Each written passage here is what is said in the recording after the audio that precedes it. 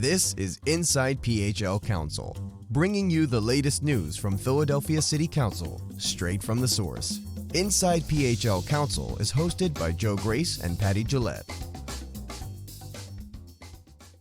Welcome back to Inside PHLCouncil. I'm Joe Grace. And I'm Patty Gillett. Today we're going to bring you a special edition of the podcast. We're going to do an election recap for our loyal listeners because, as almost everybody knows, Philadelphia was the epicenter of the race for president for 5 whirlwind days earlier this month. And your correspondents for Inside PHLCouncil were fortunate to participate in some of it at the Pennsylvania Convention Center, where all those mail-in ballots were counted by the staff of the Philadelphia City Commissioners. It was really an amazing week, and we want to tell you some of what we saw. Yes, it was actually a very incredible week, and you might say that good things happened in Philadelphia, Joe. Brilliant. Set the stage for us, Patty. What was it like at the convention center from, say, Election Day onward? Sure. As you mentioned, we were 2 of the city communications professionals who were drafted to be part of the JIC, which is the Joint Information Center that was set up at the convention center to kind of be an information center for the media. And as we saw, it was the media of the world, not just local media and national media. So we were in the convention center. There was a media check-in center, a desk that I helped staff a couple of those days, and you were helping out with the other communications professionals who were escorting media down to the counting floor so they could literally see what was happening. And Right. This operation center was in operation starting the Monday before Election Day all the way to the Friday after Election Day. And the Joint Information Center was shut down, I think, late Friday. And then, as we know, on Saturday, when we got the call, when Pennsylvania was finally called in terms of the presidency for President-elect Biden. Just some background on JICs, Joint Information Centers. This is not the first time that the city of Philadelphia has used this format to help keep the media informed about a special event happening in Philadelphia. Just since I've been on the job, we had one for the DNC in 2016. And then prior to that, we had one for the papal visit. So that was pretty interesting. And it is a way of kind of centralizing the information, giving the press someplace to go, rest, work, and get information in an efficient way. It's cool, and it's a quick inside baseball for our listeners, and then right back to you, that people just think we work for city government, and you just think that it's just one big city hall. But the reality is there's different branches of government. So we don't work every day with the folks from the mayor's office or from the other executive branch agencies. We work for the legislative branch. So to really kind of roll up our sleeves on a big thing like this and work together, it was very refreshing, I thought. I thought so as well, and I got to interact with some people who I only interact with typically over email, especially since the pandemic has started.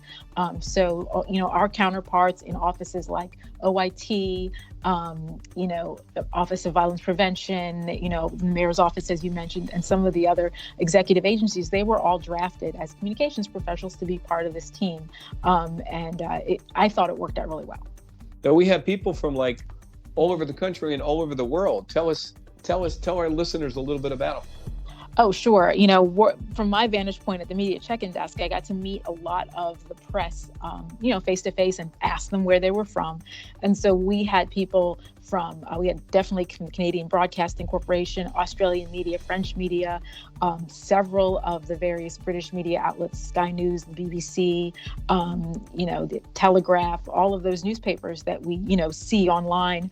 Our favorites, the German television. I thought you might leave them out. Could not leave out the German television. They would not be left out. As we all know, they chased us all over the convention center. They sure did. And of course, the national media here, CNN, the Post, the Washington Post, the New York Times, New Yorker. At times, it felt like we had half the Washington Post there. It's pretty amazing. And half the New York Times staff was there. So it was amazing. It was great to meet all of those media professionals. Everyone was trying their best to social distance, but it was also important to see how they were dedicated to, delivering this story. And it was the biggest story. Yes, absolutely. So, Joe, you were on the Broad Street a little bit more than I was. I was kind of cloistered inside. Can you describe the scene on Broad Street? I will. And, I don't know if any of our listeners have seen the show.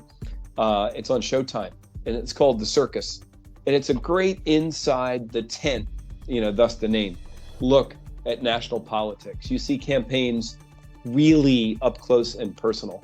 And if you walked out on North Broad Street any day from Election Day really through to Saturday morning, 4 or 5 days later, it looked like the circus had literally come to town, to Philadelphia.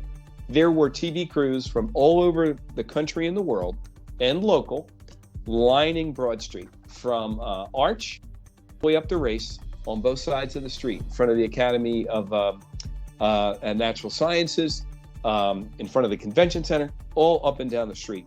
So, it wasn't just 6 ABC, it was ABC from New York. It wasn't just NBC 10 and Fox, it was CNN, as you mentioned a couple minutes ago.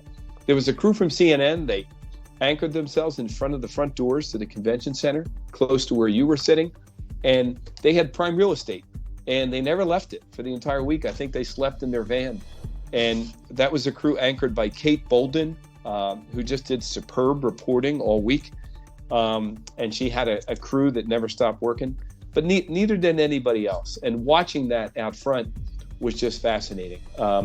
We got to work, throughout the week with, you were mentioning some of our other colleagues from the executive branch.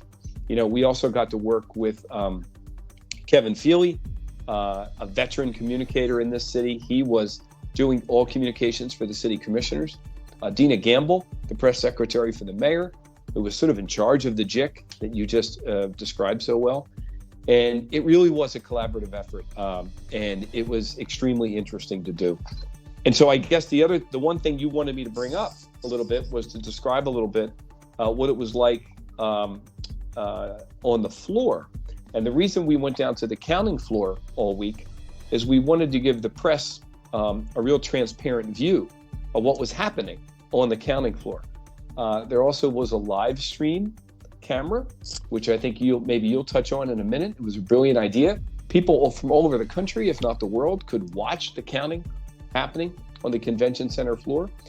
And we conducted tours all week long for press. And we would take a very long walk. It was a 2-block walk from really Broad Street, where you and I were, all the way over to the 12th Street side of the Convention Center. And we let people film and take still images from a kind of enclosed bullpen, if you will. They weren't allowed to wander around the floor. No press were ever allowed onto the counting floor, to wander around unescorted. They had to be in this bullpen area. But we thought that transparency was the way to go.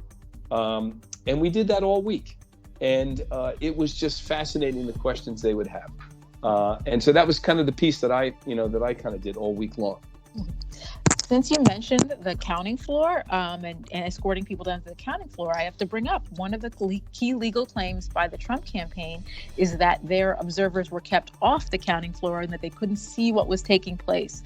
Can you debunk that for us a little bit, Joe? I'm so glad you asked that, because every time we walked onto the floor, the first thing you saw when you walked in the room, and the room was gigantic, were certified observers from the Trump campaign and the Biden campaign. We instructed press, Kevin Feely set the tone early, to never interfere, don't photograph, don't interact with them. They were there literally participating in the process. We let them do their jobs. They had a full view of the counting floor in operation directly in front of them, behind kind of these very low gray metal fences, the kind of things you'd see out on the street if police were, cordoning off an intersection. And they were only waist high. So it never obstructed their views. So the Trump campaign and the Biden campaign, all week long, they could watch what was happening. I'm glad you asked me. And speaking of unobstructed views of the counting floor, I have to talk about the superstar of the week here in Philadelphia, which was the Philadelphia live stream of the counting floor. That went live, Election Day at 7 a.m. when the counting began, and it quickly became a hit on the internet. I'm going to read you some headlines here about how national publications described our counting floor live stream. This is from Wired. It says Philly's ballot counting live stream is the only thing worth watching today. From Slate, the Philadelphia vote counting live stream is the perfect boring thing to soothe your nerves.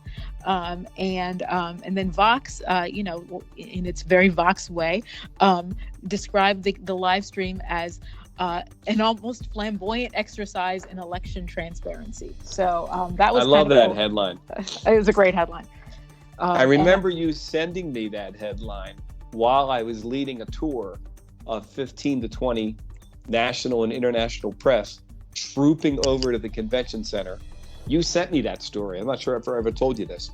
And I read that headline in front of everybody. And the press were, they spoke many different languages, but they all kind of got that when I read that headline. It was actually kind of a cool moment. So that was awesome. And a little bit more on Hall F.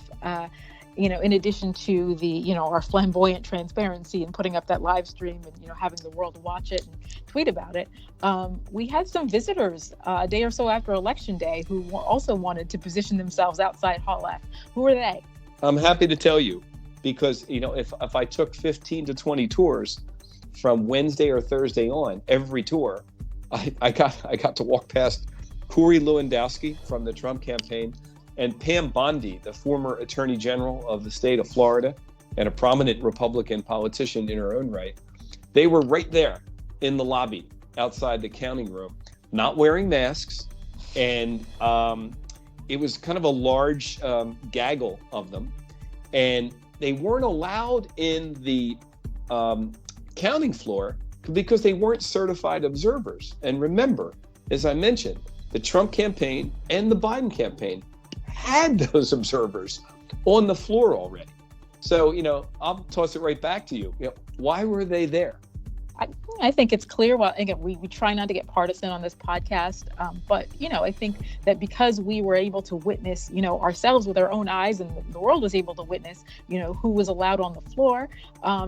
This was just a bit of political theater. They set up a press conference at 12th and Arch, right across from the Reading Terminal Market, and started decrying a situation that was not happening. There were people inside from their campaign watching it, so it's just a little bit of frustration, for when you're inside and literally getting texts and seeing things on Twitter that to be false. And that was me and you, like we're looking at our phones and seeing these people make claims that we know aren't true because we're in the building. Well, I want to make sure our listeners here, that was perfectly said. I want to make sure our listeners here, we were careful all week and we wore our masks all week. All of us. But there was a moment when we were caught up in it too. And somebody said, and I think they communicated it to you and you communicated to me, hey, Corey Lewandowski, Attorney General Bondi, and maybe even Rudy Giuliani are going to be out at 12th and Arch. Go find out what's going on. So I was near the area. So I went outside and I saw Lewandowski in the middle of a huge gaggle of press and Trump supporters. But other than the press, nobody was wearing a mask. And so I literally backed away because as much as I'll do anything for the team, I was not going to go into that environment. So I remember backing away and I think calling you or calling the mayor's press secretary and saying, well, Rudy Giuliani's not out there and neither am I. I'm getting out of the area. So we could go on a lot longer about the scene at the convention center. I hope people are getting the drift from you and I that it was really fascinating. But let's get to the numbers. Let's get to the real numbers, the real votes, and the mail-in ballots that got counted at the convention center and also at Delaware and Spring Garden, where the commissioner staff were tallying all the same day of voting from the machines and from the cartridges on the machines. But before you take us through the numbers, what's all this we were hearing about Philadelphia voting underperforming and turnout being lower than it was 4 years ago? There was a big story about this in a couple different places over the last week. But were those stories accurate, Patty? Actually, reports that Philadelphia's turnout underperformed were greatly exaggerated, and it should be a lesson to all publications that if we're going to be doing mail ballots for the foreseeable future, which seems very likely, they've got to wait until all the votes are counted. They've got to wait until all the ballots are counted if they're going to pontificate. So let me lay it out. The final turnout in Philadelphia, which was just released a couple of days ago when the city commissioners finished counting all the provisionals and mail ballots, 317 ballots cast in Philadelphia in the November 3rd general election, and that is the highest number since 1984. Wow. There were 374,373 ballots cast by mail, and that's an incredibly impressive number given that this is the first general election in which Pennsylvanians could vote by mail for any reason. They didn't have to give a reason why they wanted an absentee ballot. It's no excuse mail voting. Double wow on that. And again, keep in mind, Joe, none of us have forgotten that we're in a pandemic.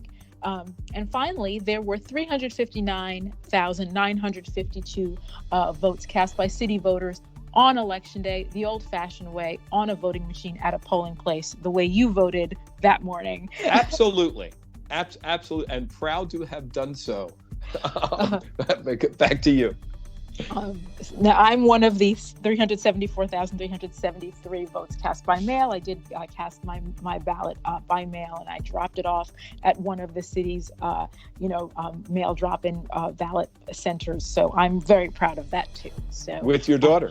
With my daughter. This was her first, she just turned 18, so this was her first general election. And she's, while she did like the idea of like pressing the button on a voting machine, she recognized that we are in a pandemic. So she did vote by mail along with the rest of our family. But the bottom line is, people showed up, whether it was by mail or in person. They showed up and they voted. It's an impressive number. It is.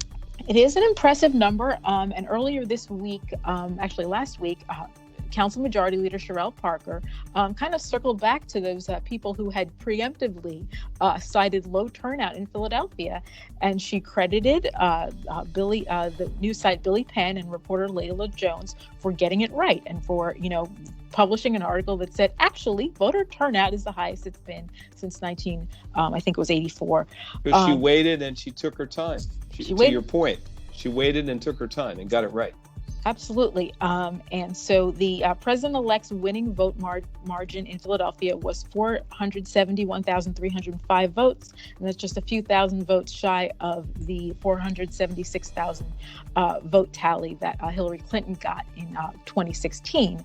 Again, but, the vote margin is not necessarily, something that affected turnout. It was just, we just wanted to cite that. But, absolutely. Back to Majority Leader Parker, what she said on the council in a council stated meeting last week was, as President John F. Kennedy said, "Victory knows 1,000 fathers and defeat is but an orphan." Philadelphia voters turned out in force. They got the job done along with our city commissioners and their staffs.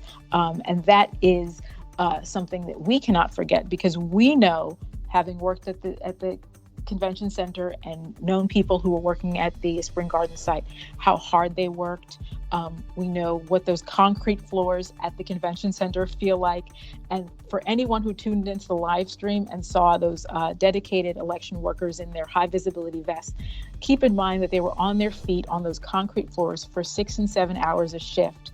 For democracy, they were doing that for us. What a great line. And before we turn it back over to you, to close out this, what I hope is a really fun and interesting podcast. I know I'm really enjoying it. Just one anecdote, because you and I got to see so many things that week. But it was late one night. It could have been election night, or maybe it was Wednesday night, and it was very late. And as you described earlier, we kind of had access to the whole convention center. So we were up on the second floor in an area where the public did not get to come. And I saw the chairwoman of the city commissioners, Lisa Dealey, and I walked up to her. She looked very tired. And I said, "How's it going? You and I both know her well." And I said, "How's it going?" And she said, "We're going to get this done. We're going to get it done." I said, "Are you getting any rest at all?" And she said, "I have not been to sleep in over 48 hours. And let me say this respectfully, because I really like her. She looked it.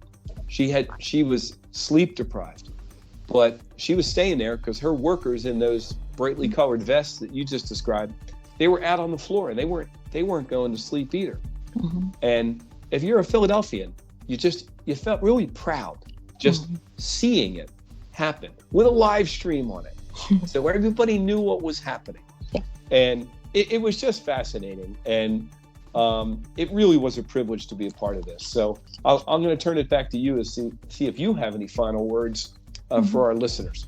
Yeah, absolutely. And I want to follow up on what you said about, Commissioner Deely. I mean, I think I had a similar moment with Commissioner Schmidt in the lobby of the convention center, the lobby area where the commissioners did their press conferences periodically to update the press about the process, about the vote counting progress, which went on for, how many days there before the state was called.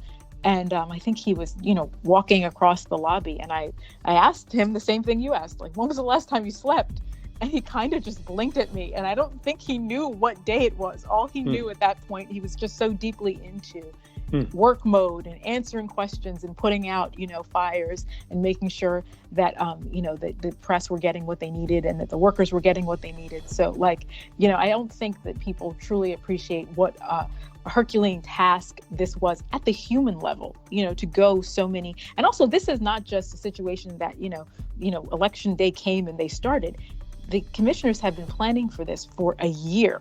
We got new voting machines, and we got, after the primary election which was held during a pandemic, they realized that they needed more equipment. So they brought in the equipment, they tested it, they made sure everything was legal, they staffed up. So they have been really, planning for this for a year. And I've talked to a couple of people in the office, the whole city commissioner's office, and they talked about some of the things that they've been planning and some of the ideas. And they're so humble, because I even tried to ask them, like, whose idea was the live stream? Who's going to take credit for that? Like a brilliant idea.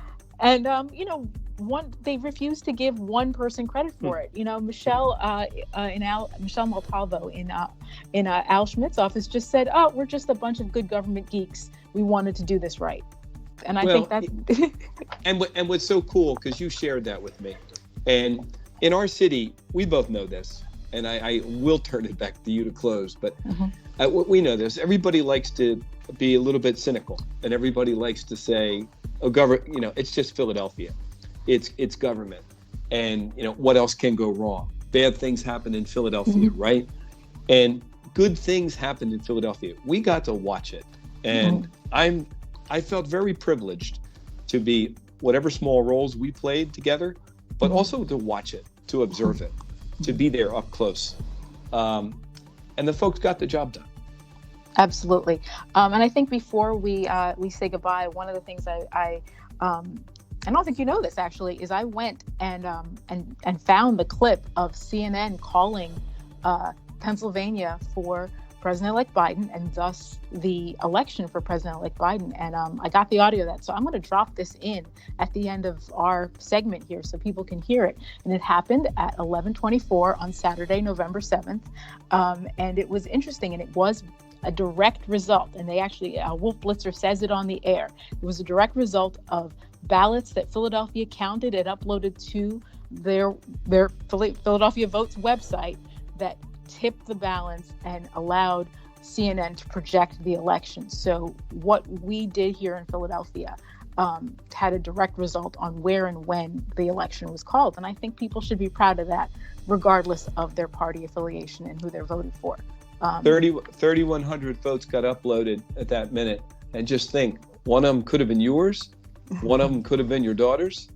One of them could have been some members of my family that voted by mail.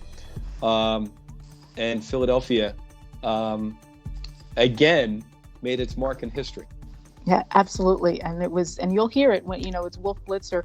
After 5 or 4 days of waiting, I think the networks were anxious to be able to deliver some finality to this situation. So it is a great soundbite. And, congratulations to everyone in Philadelphia who is involved in this effort, from the poll workers to the volunteers, to the people who bought food for the poll workers and the election workers down at the convention center. That's a Philadelphia thing too. It was very generous. It was great that we found out later that people were ordering cheesesteaks and hoagies for those workers. That's awesome. I had one of those cheesesteaks.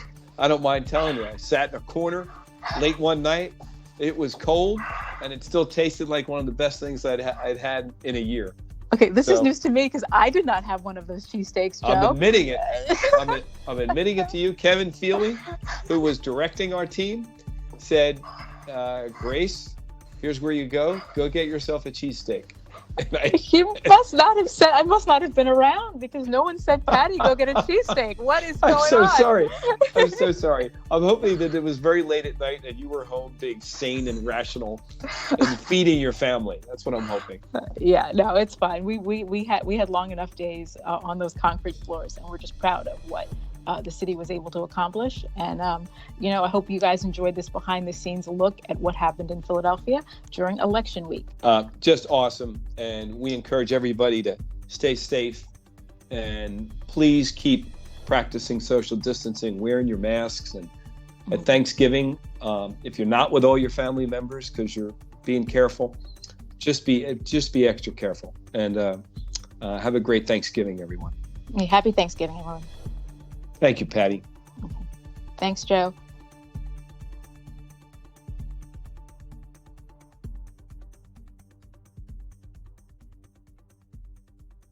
After 4 long, tense days, we've reached a historic moment in this election. We can now project the winner of the presidential race. CNN projects Joseph R. Biden Jr. is elected the 46th president of the United States, winning the White House and denying President Trump a second term. We're able to make this projection because CNN projects Biden wins Pennsylvania, the former vice president, in his third run for the highest office, pulling off a rare defeat of a sitting commander-in-chief. With this victory, Kamala Harris is set to become the first woman and the first person of color to be the vice president. Again, CNN projects Joe Biden will become the 46th president of the United States. Visit our website, phlcouncil.com, where you can subscribe to this show, get contact information for each council office, learn more about our legislation, and find dates for upcoming hearings and meetings. Follow us on social media. We're PHL Council on Twitter, Facebook, and Instagram. If you enjoyed this show, we'd appreciate a rating on iTunes, Google Podcasts, or your favorite podcast app. Inside PHL Council is produced by Philadelphia City Council. This episode is adjourned to the call of the next upload. Thanks for listening.